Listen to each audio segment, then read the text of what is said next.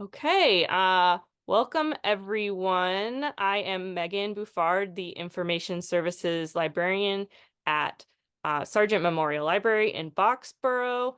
Tonight we are having a nice pollinator garden talk with Kate from Donovan from Blackstone Valley Veggie Gardens. So you're going to learn all about pollinators and building gardens. And for anybody who has just joined, if you have any questions throughout, drop them in the chat. We will have a Q&A at the end. And yeah, so enjoy, and I will pass it over to you, Kate. Thank you very much, Megan. Hi, everyone. We are here this evening to talk about the native pollinators and how much we need them. Basically, I have a lot of experience with growing. My main focus is food growing.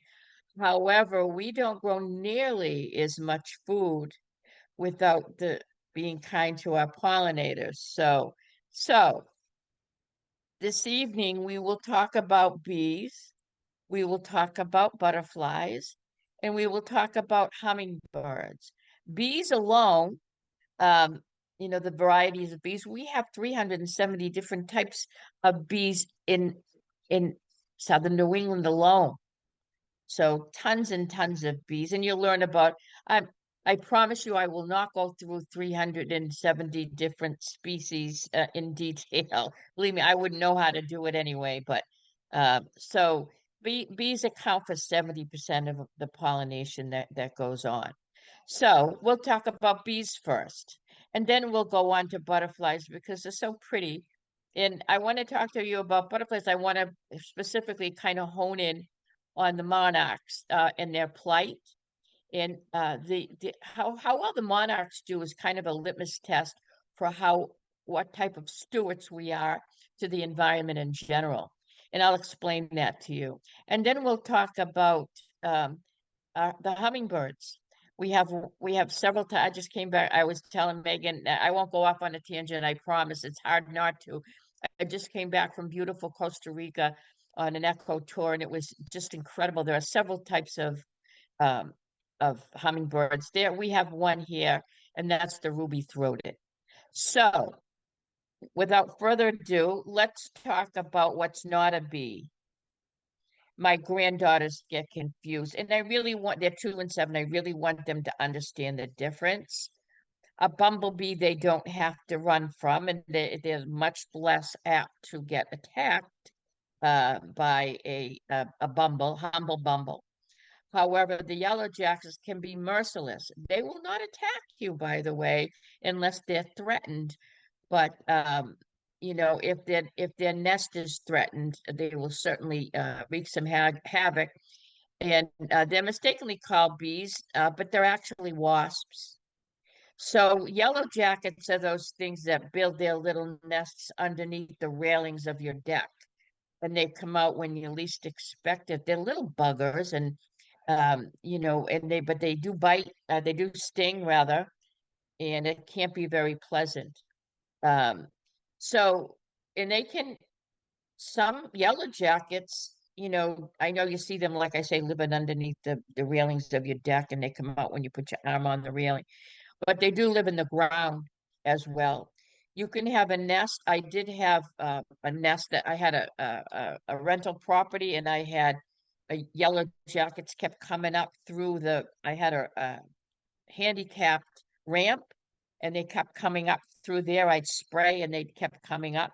I had to call the exterminator, and he said that when they keep coming up like that, even though you spray, it's because the nest can hold 1,500 wasps.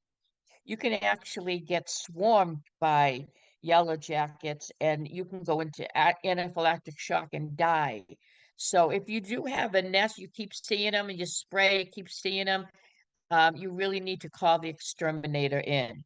So, and you notice that these wasps are not fuzzy, so therefore they don't go for pollen. They They are good in a sense that they they're beneficial to the environment, um, in a sense that they eat aphids and they eat bad pests. However, they are hazardous and they're not really very good pollinators in the least bit. Nice and smooth and pretty, too pretty to be a pollinator. So those are the yellow jackets. We all have them. Leave them alone. Oh, the one I just did go off on another little story here. I was growing some beets in a container, and this container happened to have a false bottom that you're supposed to fill with water. It's like a self-watering thing, but I didn't. And I didn't get much growth in that container at all. So I went over to see why and what was going on. I took my trowel and I was poking in there and I got swarmed, but there was actually a bee nest in the bottom, growing in the bottom of that planter. So I mean, yeah, there were good 20, 25 of them. I ran in the house. I really didn't want to kill them, but I had to. I grabbed some raid and killed off some of them. But there were several containers out there. In the rest of the season, I just worked around them, walked away and didn't scare them, startle them, or walk too close to that container, and they left me alone. I really don't think that they mean to do any harm to us. It's just that when their nest is threatened, that they react. So, okay. So I want to show you this, and this is a garden. A lot of these plants are native, some aren't. But let me just play it for you. And this is, you'll see, let me just, oh, picture's worth a thousand words, right? This is a restaurant that I went to. They have a beautiful garden. This is salvia in the mint family, common salvia. And I was sitting there waiting for my son to arrive to go grab a burger and fries. And I noticed that all these plants were alive. The salvia, the black-eyed Susans, the hydrangeas, a couple of different types of hydrangeas. And there must have been probably 200 or 300 different hummingbirds everywhere excuse me, bumblebees. Everywhere I looked, oh, excuse me, I saw bumblebees buzzing around. And I didn't have a camera, I just had my phone. I got that close. They work really hard pollinating, and when they're pollinating, they don't want anything to do with you. You do not have what they need, which is the pollen. So basically, you can get real close to them and, just kind of stay still, respect their space, and they will not harm you. However, these bumblebees, the humble bumbles, I call them, with the fuzzy butt, they live in the ground and they can also have large nests. And if you step on those, there's a hydrangea there. If you step on the nest, you can get stung by a bumblebee. So just wanted to show you that little video. It can go on, and I don't want to bore you all, but I had a great time making it. So um, all right. So let's talk about one of the reasons I started gardening is because I grow a lot of these apples, peaches, plums, cherries, melons, strawberries, blueberries, blackberries, raspberries, cranberries, onions, beans, sunflower, cauliflower, cabbage, broccoli, turnips, Brussels sprouts, beetroot, and pumpkin. And I want to tell you about, especially, I'm not sure whether we have these in here. Um, yeah, pumpkin. Let's talk about the pumpkin. The pumpkin is a squash. It's in the same family as the cucumber.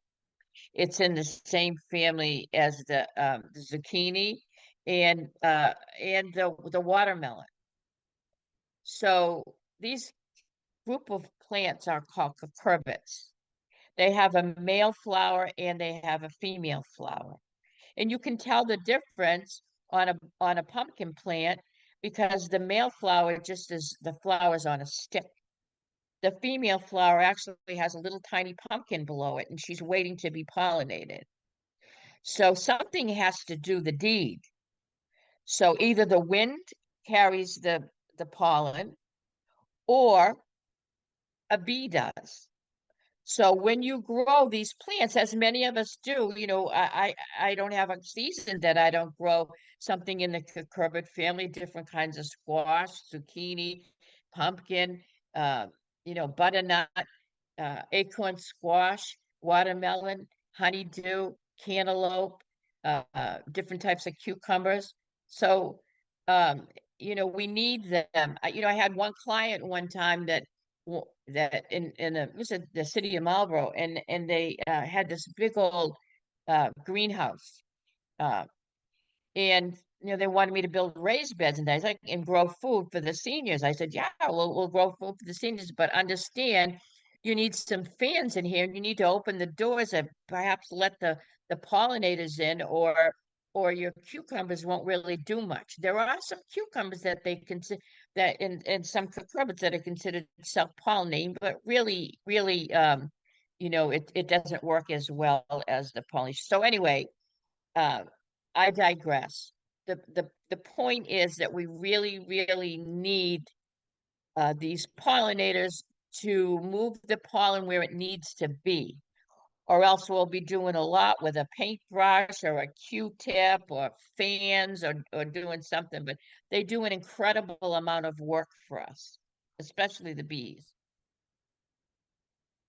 Okay, so let's talk about some of the bees that we have here in southern New England.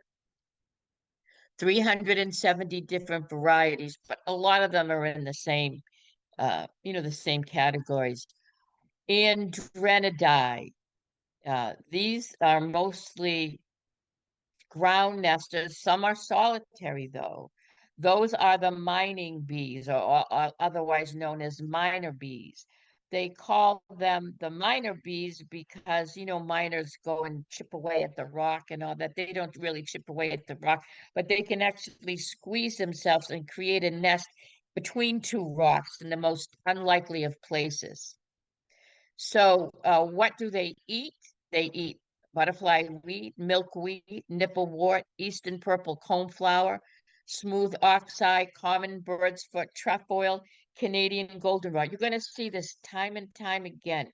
Canadian goldenrod. It is a really good plant to bring in your pollinators. Unfortunately, I believe that's the one that brings in insects that aren't pollinators that you may not want in your garden. But in any case, they do bring in the pollinators, Italian clover, white clover, dandelion, other types of clovers, and vetch. You'll see dandelion in here as well. A lot of times to bring in the pollinators, we want you to bring in native plants. Dandelion is not a native plant, believe it or not, but it's a naturalized citizen. Trust me on that. Just look in my yard to see that. It's a wonderful pollinator, friendly plant, and it's completely edible. The root's edible, the leaf, the flower, it's all edible. They consider it a superfood. People make jellies out of it. People make stir fry out of it, and they make wine out of it. So in any case, so those are the ones that the Adrenidae, the mining bees, like. We have another family, the Apidae. Those are social and solitary. Honeybees are in that category. I don't know, and if in and I'll I'm going to ask a question after this is at the end. I'm going to ask my question of you folks in the chat. I want to know if anybody thought that honeybees were native to the Americas. Honeybees are not native to the Americas. Honeybees are a domesticated animal, much like a cow, a pig, or a chicken, meaning that they have to live, you know, we feed them, we take care of them, we house them, and in turn they bestow us with honey in this case. So honeybees really come from Europe. Um, they're the most powerful in they're, if you talk, I talk to all kinds of naturalists and all kinds of crop scientists. I just absolutely love what I do.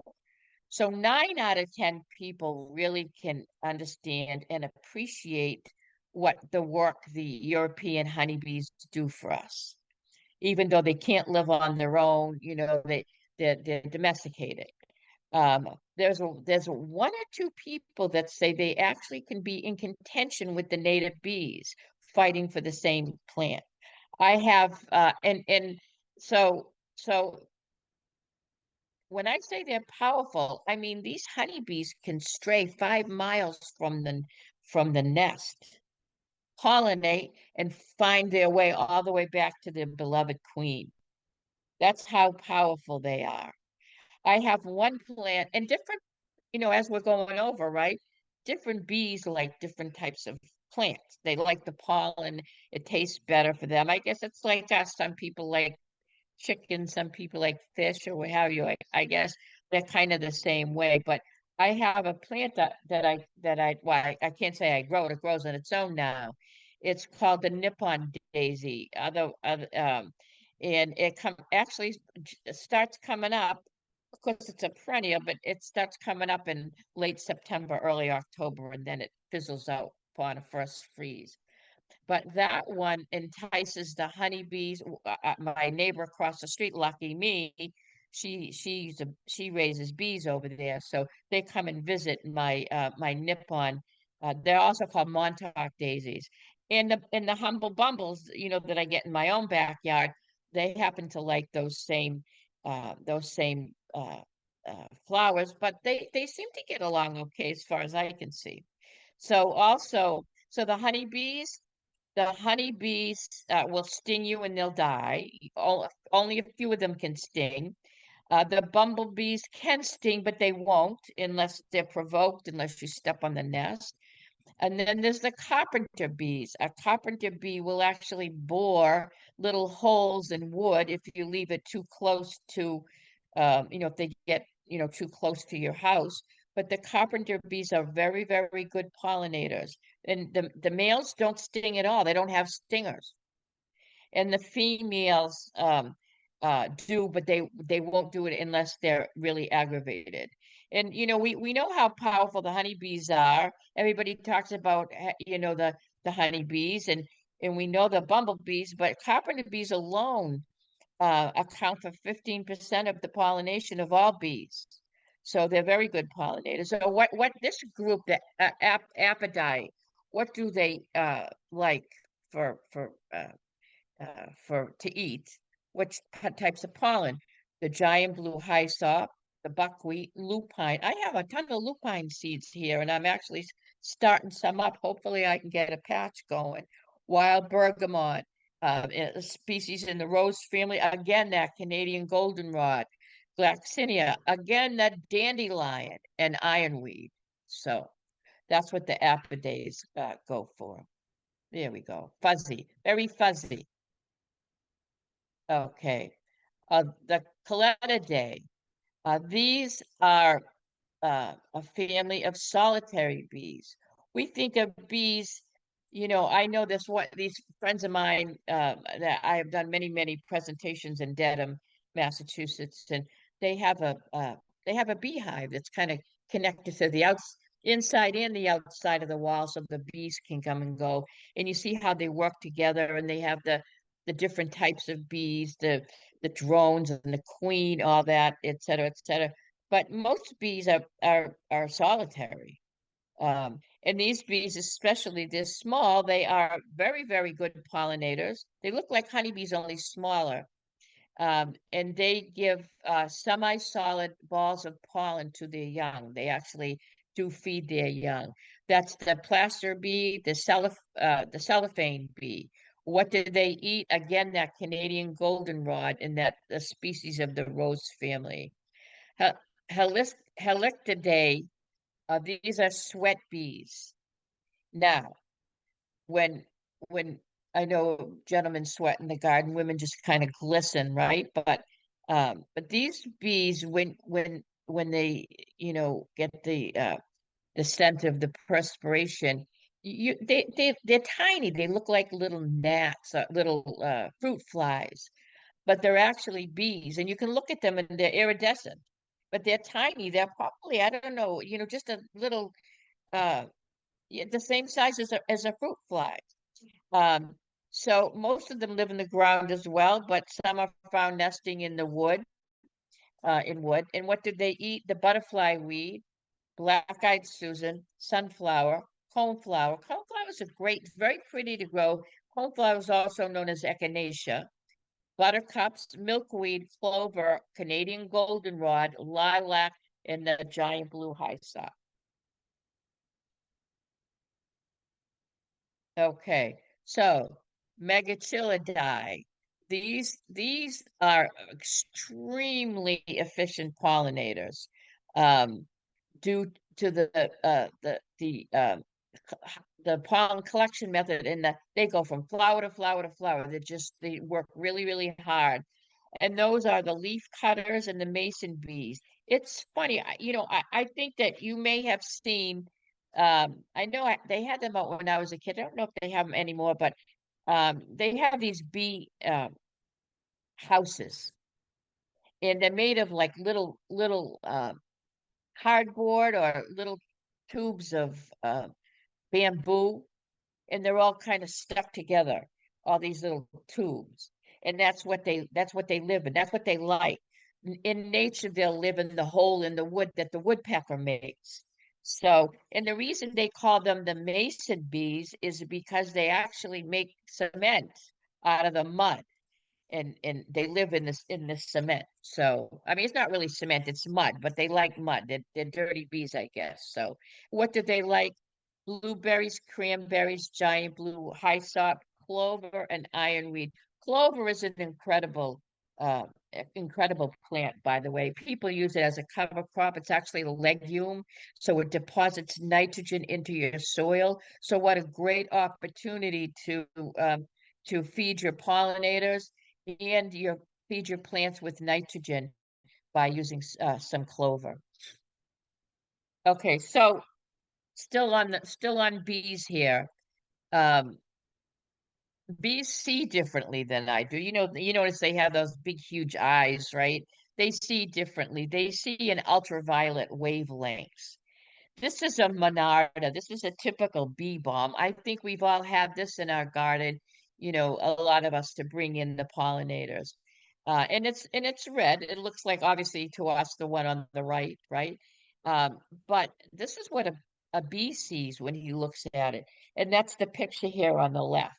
You'll see these little lines, and the bee will follow the line up to these little glistening little balls here, and that's the pollen. So it's like a roadmap to food. So that's the way they see it, and that's Mother Nature making it easy for them to find nutrition. So bees vision. Okay. So I do not, even if I could or I knew what they would eat or consume, I'm really not one to feed any animal in the wild, including bees or anything.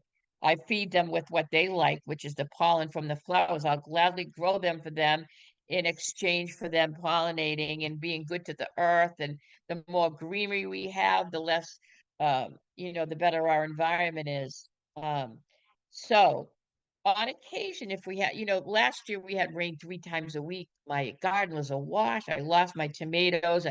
I lost my whole bed of potatoes because I had blight and rot and all kinds of stuff. But the year before, we had a pretty bad drought. We had here, where I'm in Blackstone, I'm on the Rhode Island border. We had 1 inch of rain all summer, from late June all the way till probably mid-August. We only had one inch. We had no raspberries. There's a lot of stuff that didn't even bother to come and see us. So we had squirrels eating tomatoes just for the water factor, because because there were no puddles. Um, so in situations like that, if it's dire for us, it can be dire for the pollinators. It's the seems like the humane thing to do is to give them a drink. So a lot of times people will create a bee bath for the bees. And that's just taking a plate. It can be ornamental. pretty piece of pottery, um, blue, white, or yellow, because those are the colors that it sees. And what you do is you put down either pretty marbles on the bottom, or you can put down rocks so that the bee has some place to land and then to sip the water. They need to rest because they'll die. They work so hard they will exhaust themselves to the point of no return, and they'll die. So this is what you do. You sprinkle gravel or small pebbles in the bottom of the dish. Fill the dish with water, and the rocks will, as I say, will serve as a landing spot for the bees, hopefully making the new bath more attractive to them. And then so when it's ready, you put the bee bath in a quiet part of the yard so they can have a nice peaceful rest. So there is no quiet part in my yard because I have two yappy dogs. You can probably hear them in the background, so I apologize in advance. So let's just uh, go over again some of the plants that we talked about and how pretty they are. Um, I know people, people might not think that the dandelion is an attractive flower, but it is what it is, right? Dandelions are so hardy, they'll grow in anything. So they'll grow in, on the side of the road with oil spills or whatever. They'll just grow in anything, and they can be very unsanitary. But you can buy dandelion seed, organic dandelion seed, and actually cultivate it in your garden for your own nutritional purpose and for your pollinators. By the way, just FYI. Lupin, I don't know if this is lupine or lupin. I've heard it pronounced both ways, but this is a really hardy plant. It even grows all the way in the north of Maine. This fields filled with lupin. This is a Canadian goldenrod, and that's pretty as well. As I say, the only thing is that you it can bring in some pollinators. I mean, excuse me, it can bring in a host of insects, all kinds of insects. Some of them you may not want in your garden. And then there's some ironweed, also pretty. Native plants that, a lot of times they aren't really as pretty. And a lot of times when you're creating a pollinator garden, you may not listen to what I'm saying. And I mean, there's a lot here, right? You may just want to buy a bag of wildflower seed and, cultivate a little piece of land and, put some nice compost on there and use organic ingredients and do it, and you'll get a variety of plants that come up. But it's not as fastidious. You don't like, well, over here I'm going to grow the yarrow, and over here I'm going to grow a hydrangea. It's not neat like that. You've got a whole bunch of colors that kind of come up when they want when you use the wildflower seed pack. It's really, really good. You get a lot of biodiversity in those gardens, but it's just not as structured as some people like. I had a meeting today with a potential client, and I was explaining that to her. She says she wants a meadow on the side of her yard.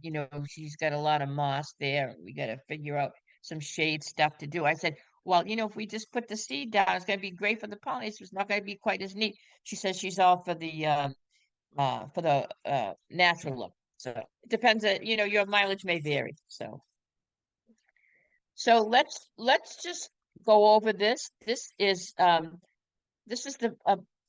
monarch, and this is a slow motion video. I'll play a little bit of it. It can be a little bit long, but I just want you to really watch it, and I want you to see how it actually uses the front to actually get the nectar from the flowers. So Hi, gang. Alan from Ultra Slow. Butterflies. I just love butterflies. Butterflies help pollinate flowers the same way the bees do, by going from flower to flower, carrying the pollen, and helping to ensure that we have food. Unfortunately, just like the bees, the butterflies are dying off. So let's try and limit our pesticides, limit the bug sprays, and Watch and enjoy how the butterfly goes from flower to flower. You can see their long curved tongue or mouth part that looks like a little semicircle in front of them as they fly off. They extend that down into the flower, and you get to see them drink the nectar from each flower. Hummingbirds do the same thing. It's a long clip of just beautiful images of butterflies. Enjoy.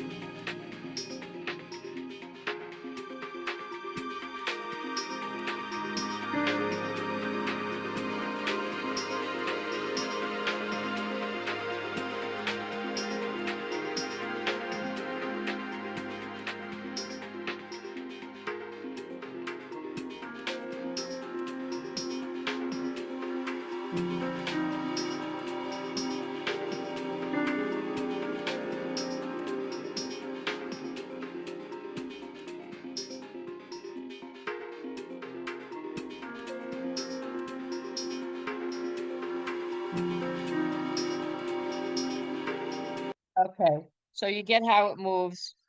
Um, oh, my point is not to put everybody to sleep watching those beautiful that's the monarch butterfly. So and we'll get back to that because I do want to explain to you the plight of the monarch and how they get into that predicament and how Roundup um, or glyphosate can actually affect life on Earth. So, all right. So, you know, I think everybody knows we're all experienced gardeners here that the butterflies start from the caterpillars, and the caterpillars are all very distinct. And sometimes the most boring of the caterpillars actually make the most beautiful um, butterflies. So here is the black, and all of these, oh my goodness, I had a lot of fun making these next couple of slides. I must have gone through hundreds of butterflies to find the ones that I have seen in my gardening experience over the last couple of decades here in New England. So I've seen all of these. The black swallowtail, very common here. Um, the eastern swallowtail, not called the yellow swallowtail, you'd think it would be, but it's the eastern swallowtail. And then the Canadian swallowtail and the spice bush swallowtail. I've seen them all. But that looks like an ugly worm down here, that spice bush swallowtail. But what a uh, pretty colored pattern on that one. So, and then we have, I saw this one, America. So the white sulfur, those are very common. You can mistake them for moths, they're not. American copper, the orange sulfur, oh, excuse me, the orange sulfur, and the brown elephant. See, they all have a distinct caterpillar that goes along. So, and you can have this, at the end of this presentation, I'm going to actually put my email out there. Please email me if you want this slide. It's got a lot of stuff in it that you might want to share with your family, or when you go out. Hopefully everybody goes out and there's a thing, and I think it's in Japan now. They call it forest bathing, where people just go out there and they meditate in the woods and see all the life around. It's an incredible experience. I know it sounds crazy, but it is it's very enjoyable. So in any case, I will gladly share these slides with you. So in the recording as well, Megan said she's recording it. So let's talk about the monarch. The monarch is the butterfly that we saw moving around in that film clip that was almost going to put me to sleep because it was just so soothing. So incredibly, the monarchs have a 3,000-mile migration path. from Mexico to Canada. Hundreds of millions on that same truck, all reproducing on the way. The amazing thing about we talk about migratory birds, right? That bird, the same bird that goes up to Canada is the same bird that's going to go back down to Mexico or Central America or whatever. A lot of them, even the hummingbird, which we're going to go over, has a 7-year lifespan. But a monarch doesn't. I mean, a monarch, will fly, a few hundred miles. It will lay its eggs, and then, it'll go a little bit further and it will die. And the spawn of that butterfly will hatch, and then they'll make it another part of the truck, and then another one will hatch, and then they'll make it. So it's amazing how in the world do they actually know, um, where they're supposed to go. It's like it's programmed into them. It's nature. It's just an amazing thing. So anyway, um, the monarch butterfly only consumes milkweed. That's it. It consumes milkweed. It lays its eggs on milkweed. Oh, excuse me. That's wrong. I'm wrong. It consumes other plants as well, but it only lays its eggs on milkweed. It lays its egg, and it doesn't lay them all in one batch. If you're a gardener and you've grown squash or what have you, sometimes you see aphids or what have you, and a bunch of eggs in a little cluster. This monarch butterfly lays an egg on one leaf, and then it lays an egg on another leaf, and then on another leaf, because I think Mother Nature uh wants at least one to survive, so it doesn't, cluster them all together. So so that's all it eats is the milkweed. um so the milkweed is slowly uh dying because of deforestation. Let me explain what's happening to it. The milkweed, so there's rows of, if you've ever been to the Midwest, it's corn, corn, corn, corn, corn, corn, corn. So the milkweed used to grow between the corn. And that wouldn't be good for farmers. No one wants to eat the milkweed, right? We want to eat the corn. So what they would do is they'd have to remove the milkweed. But that was a pain because it took a lot of, manpower, human power to go do all that weeding and all that kind of stuff. So what they decided to do, these people that um, uh, scientists, I guess they call themselves scientists, they use they developed specific corn um, that was resistant to herbicide. So what they could do then is they could fly these planes, dust planes over the crops, and they would kill.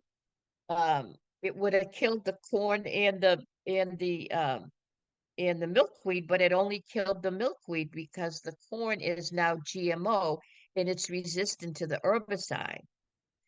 So what happens to that herbicide? It's mostly glyphosate or, a derivative of the glyphosate products, the Roundup. What happens is that gets taken up in the crop. So when we eat, corn or wheat or anything else, we're actually consuming some of that glyphosate. So, and for the good or the bad.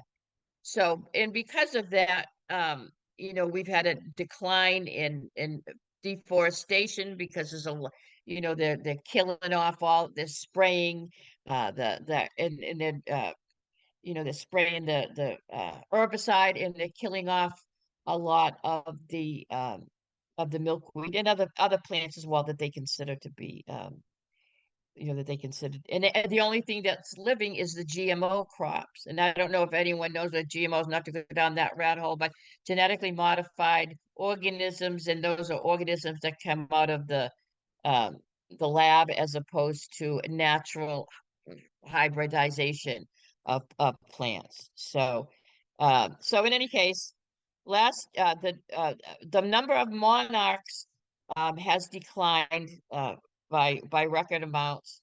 When I did this is probably 5 years ago. When I did this presentation, it was down to a 0.67 hectares of forest in Mexico, down from 21 hectares in 1996. So they're having a hard time, and they certainly need our help. And there are people, there are people in Mexico that are willing to help.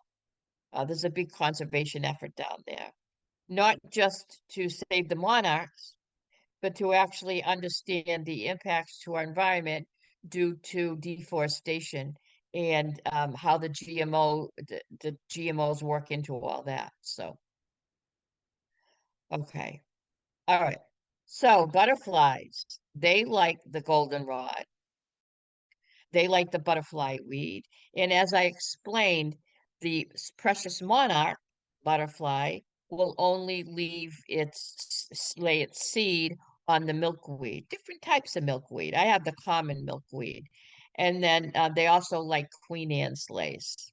So those are the ones to grow to attract the butterflies, and more as well. But those are four safe bets. Okay, so let's talk about my friend. This is just a little clip of the ruby-throated. This is a male ruby-throated. The female ruby-throated, I don't think she has a ruby throat. She's kind of dull. A lot of times you see that, not necessarily, not even in all hummingbirds, but a lot of the hummingbirds have the duller female. And you see his ruby throat is actually iridescent.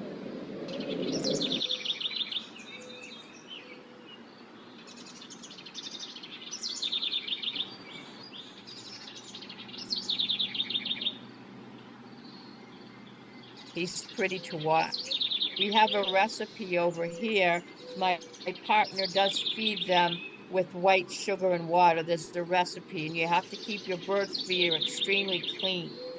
There are people that want to do good by these birds, and they say, well, I don't want to serve them sugar water because I think that, sugar is bad for you or what have you. So they try brown sugar, or they try honey. And when they use something that they're not supposed to use, and the hummingbirds try to consume it, it will their long skinny beaks can stick together and they can starve to death. So please, there are recipes out there for that sugar water, and the sugar and the white sugar in the water. So please stick with that. If you need that recipe, just send a note, and I can send it to you. So okay. So let's talk about him. See, here she is. Here she is, the missus. She's feeding the babies. And if you ever see one of these nests, oh, excuse me. If you see one of these nests and you see the eggs in there, they look like jelly beans. So they're really very tiny. So, the ruby-throated hummingbird is a species of hummingbirds that generally spends the winter in Central America, Mexico, and Florida. I saw many, many hummingbirds on my vacation last week, but I didn't see any ruby-throated. I looked. I love the birds. I love to watch them. They're so fascinating. And they migrate to the eastern North America. That's us. How lucky are we in the summer? This is their breeding ground. So you see a lot of nests here. This is the most common hummingbird east of the Mississippi in North America. It's really the only one. I think there's one other one we may come across. I don't even mention it because I even forget the name of it. But there supposedly is one other one, but that I've never seen. So, how big are they? They're about 3 inches tall. and their wingspan is about 3.5 inches, and they weigh about 4 grams. 4 grams. Of course, birds are light anyway, so they can get that lift and they can fly, but they're very, very tiny. And we had one. They live 7 years, so they make that migration several times. And I really think that I have a friend out there because, we have a little gazebo out on our porch. And, for several years, we've had the same ones that come in and fly right by us and say hi and then take off to go to the feeder and then leave. I say the feeder, but we don't feed them. Obviously, they consume the nectar from the flowers. We just give them a little bit of water. So the adults are metallic green above and grayish white below with near black wings. The wings flap 70 times a second.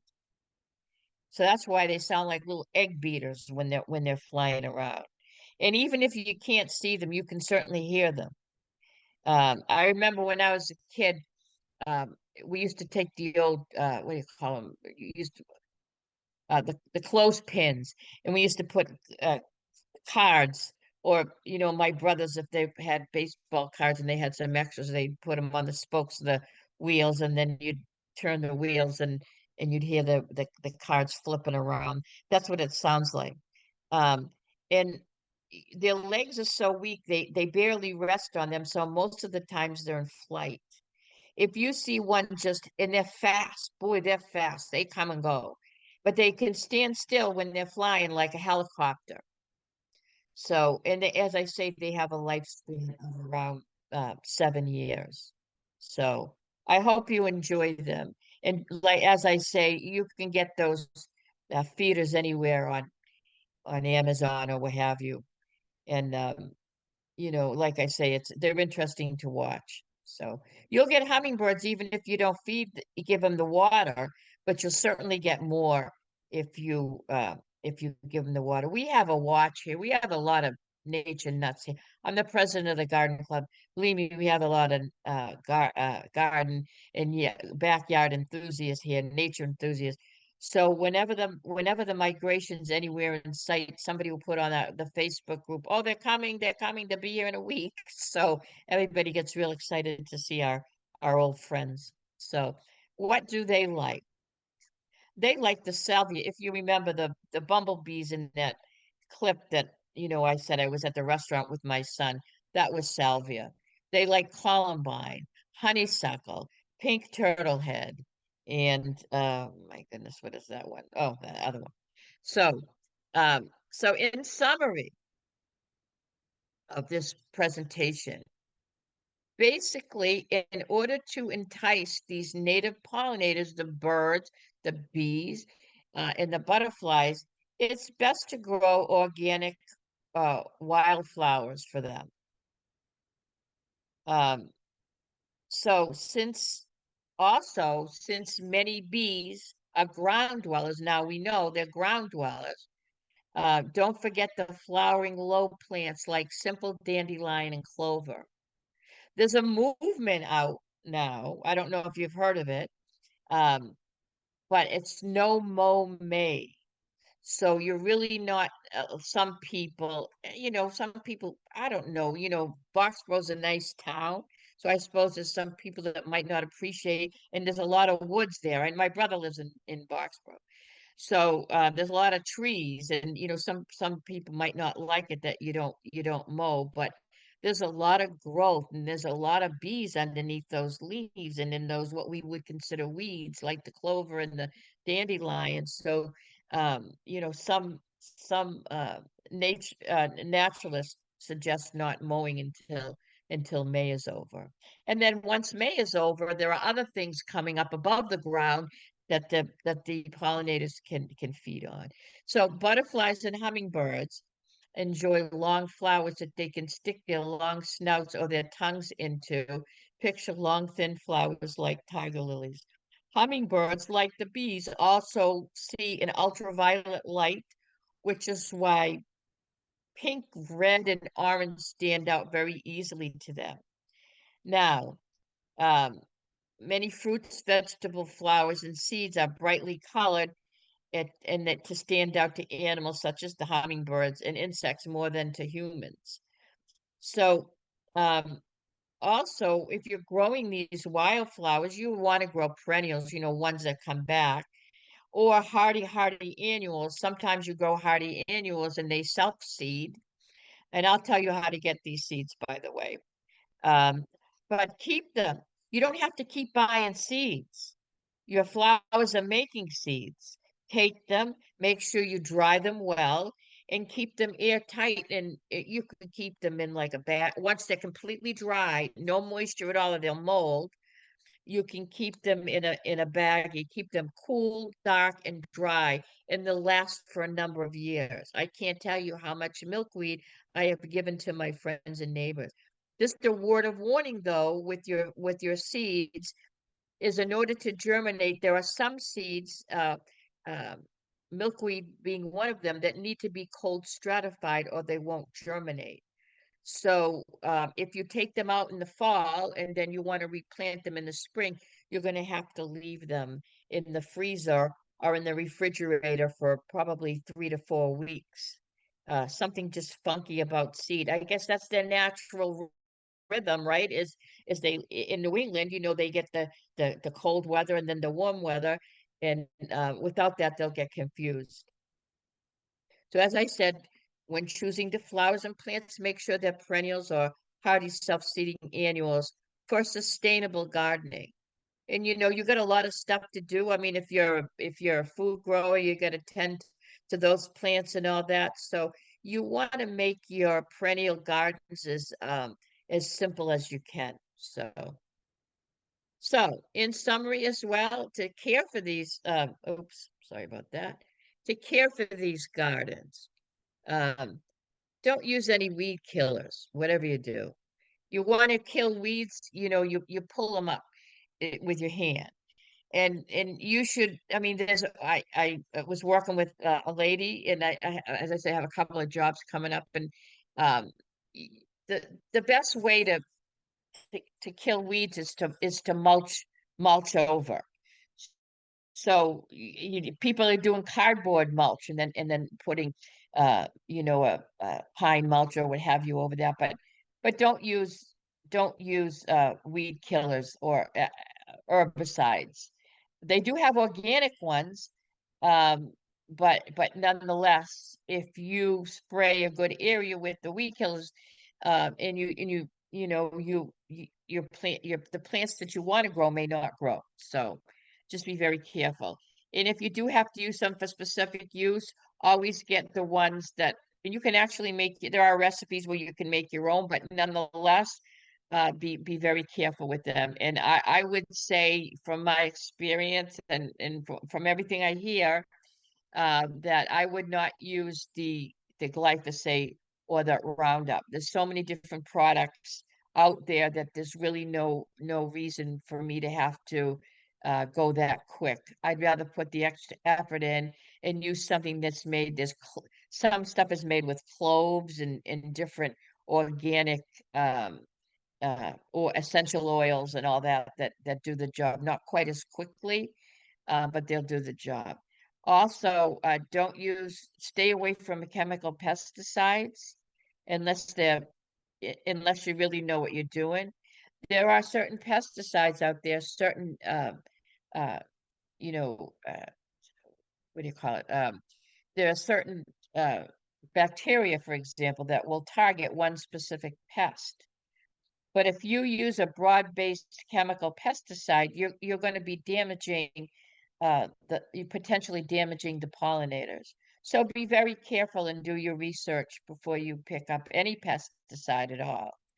Um, Beware that any chemical that kills a pest is going to probably kill a pollinator.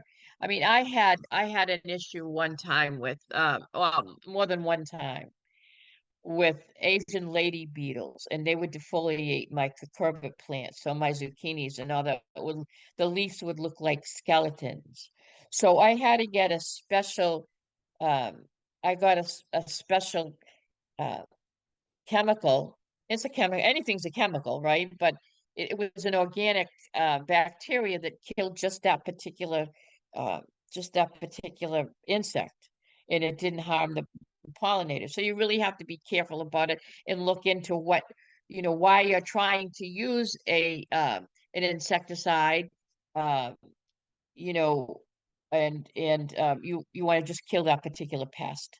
Uh, so um, also growing, if you're growing a whole big garden out there, you're going to have to replenish, and the way you replenish your garden is by adding a good heaping, some compost. Hopefully, I mean, uh, I know been through several the Boxborough area. There's a lot of good sized yards up there. There's a lot of leaf debris. There's a lot of lawn mowing going on, and hopefully you don't use the chemicals on your lawn, but you could be making your own compost to put that back in and feed your plants. And then you feed your plants, and then you have plant debris because those particular flowers die off or what have you, and you can replenish your compost. So it's really a beautiful cycle of life.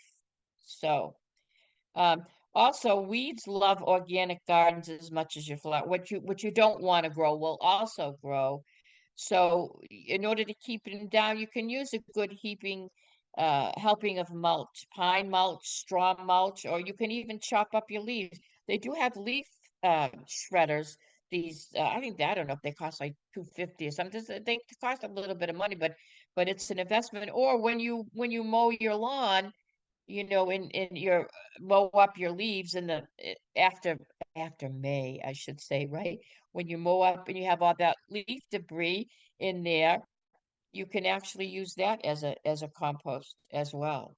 It doesn't have to be, I know that people want their yards to be pristine, but the the way that a gardener, not a gardener, I should say, a naturalist type of person will look at your garden is a little bit different, and it's a little bit more natural as opposed to cultivated.